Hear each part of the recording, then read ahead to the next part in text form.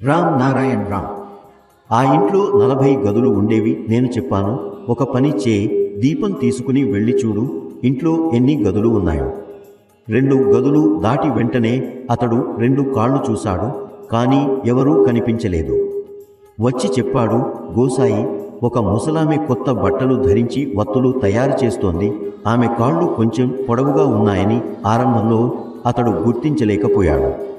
తరువాత అర్థమైనప్పుడు చెప్పాడు, గోసాయి, నేను చాలా దూరం నుంచే ఆమె కాళ్లను చూశాను, కానీ అవి చాలా పొడవయ్యాయి. అతనికి తల తిరగడం మొదలైంది. నేను చెప్పాను, ఇక్కడ ఏదో అన్యాయం జరుగుతోంది, ఇది సాదాసీదాగా లేదు. అతను అంగీకరించాడు, అవును, ఇది నేరుగా జరుగుతున్న విషయం కాదు.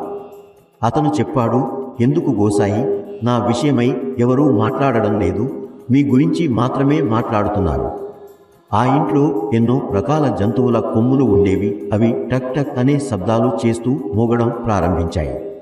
నేను చూశాను, అతని పరిస్థితి బాగా లేదు. నేను హరిదాస్ను పిలిచాను, అందరినీ పిలిచి గడల తాళం తీశాను. అక్కడున్న వారిని అడిగాను, మీరు మనుషుల ప్రాణాలు తీసేందుకు ఏర్పాట్లు చేశారా? వారు చెప్పారు, ఇక్కడ ఇలా శతాబ్దాలుగా జరుగుతోంది, ఎవడు వచ్చినా ఇతడికి ఇదే గదిని ఇస్తాం, నీవు వచ్చావు కాబట్టి నీకు ఇదే గది ఇచ్చాం.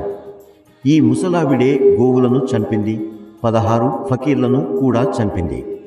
ఇంకా ఏదో చెప్పాలనుకుంటున్నాడు. చూడండి, ఇదే గదిలోనే ఉంచారు, జాగ్రత్తగా చూడండి, ఎప్పుడేమి వస్తుందో ఎవరు చెప్పలేరు. నన్నడిగాడు, ఇప్పుడేమైనా ఉందా? నేను చెప్పాను, ఇప్పటికే ఏమీ లేదు. ఇవన్నీ ఒక రకంగా విదేహులు, శరీరం విడిచిన ఆత్మలు వంటి వారు.